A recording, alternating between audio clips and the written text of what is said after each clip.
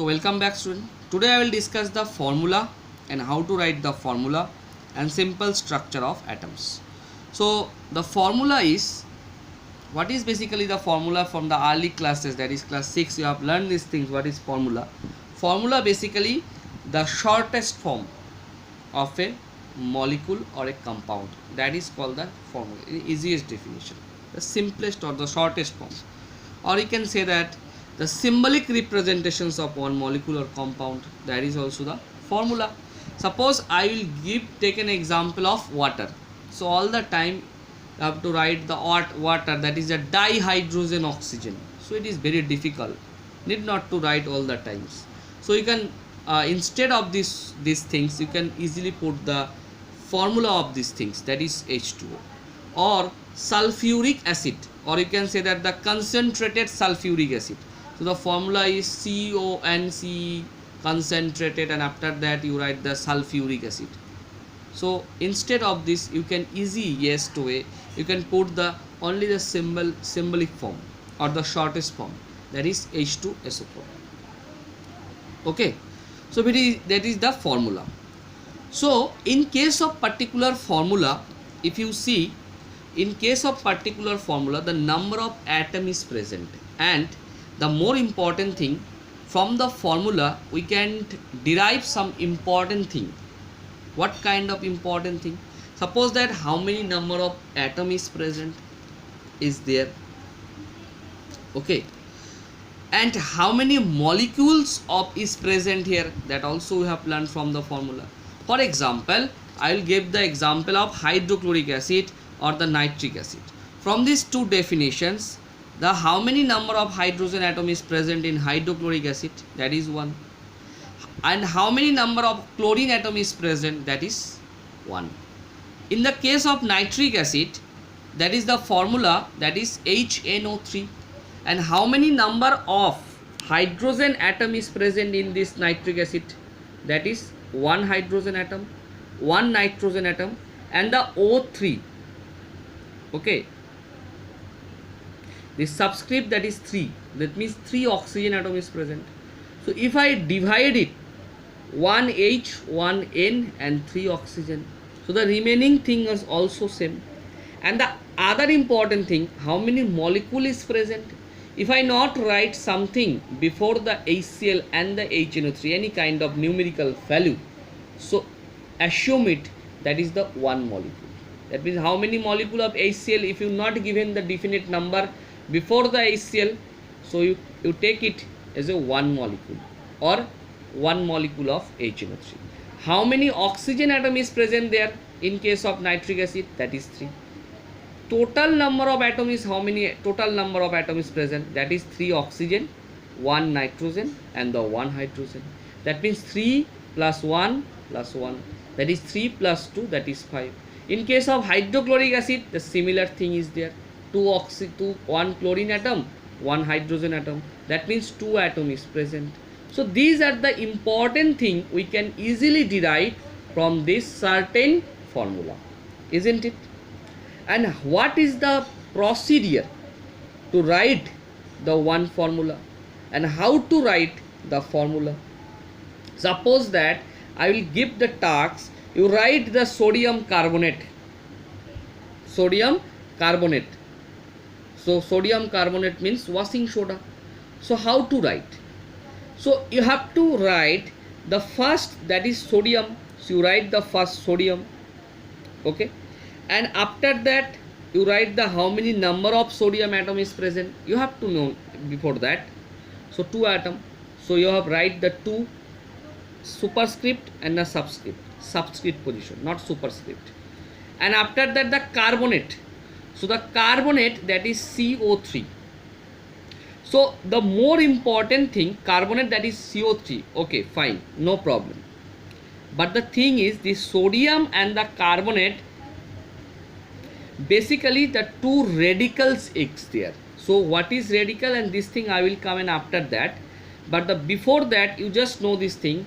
In case of carbonate you write the CO3, in case of sodium you write the Na.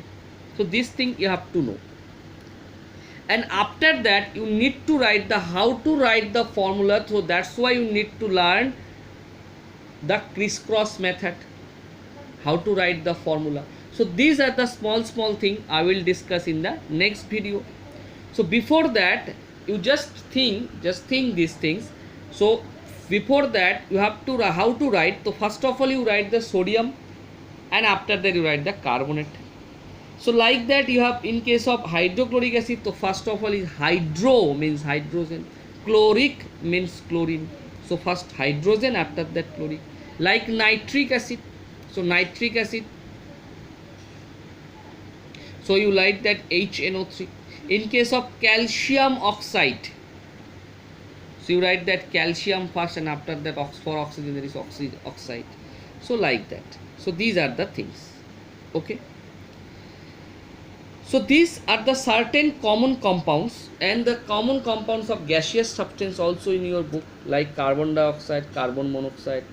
So in case of carbon monoxide you have to remember, because carbon monoxide and the cobalt is quite similar, but the thing is, in case of carbon monoxide the two letter are all are capital letter, but in case of cobalt, that is first letter that is capital and the second letter that is the small letter.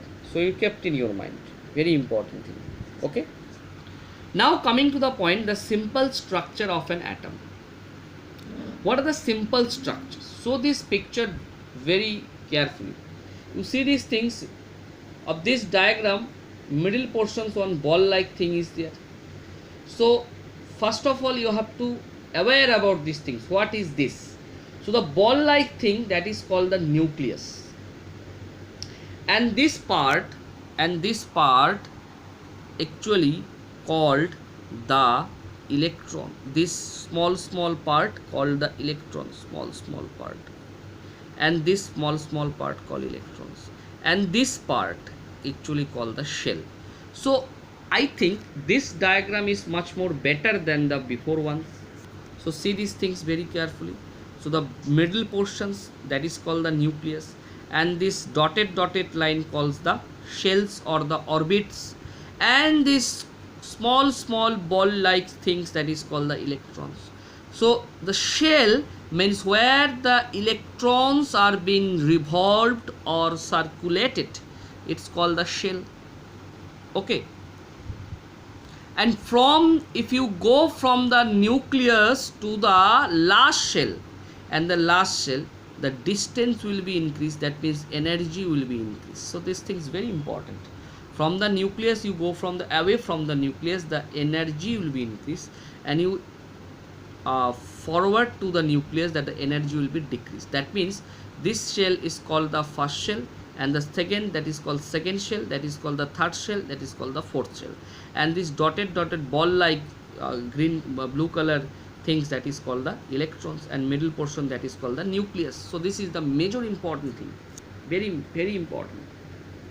Okay, and the nucleus, that is the protons and the neutron is present. So in higher class I think you will learn these things, what are the discovery process, what is the history behind it. Okay, so these are the things you learn in higher class. And so in the nucleus is, that is the proton and the neutron is present. So this class you have to learn only the proton neutron, only the proton neutron. That means you don't go for the what is the discovery, how to this comes, and these are the things you will learn in 8th class, no problem. The full details thing is there. Okay, and the another thing is the nucleus collectively, that is protons and neutrons, collectively known as the nucleons. Okay, and the nucleus, the very dense part of the atom. So there existence of the protons as well as the neutrons. Hopefully you are understood. And the path. So this is called the path. So this path, the electrons are being revolved, and this path is called the orbits or the shell. And the electrons are being revolved in definite paths.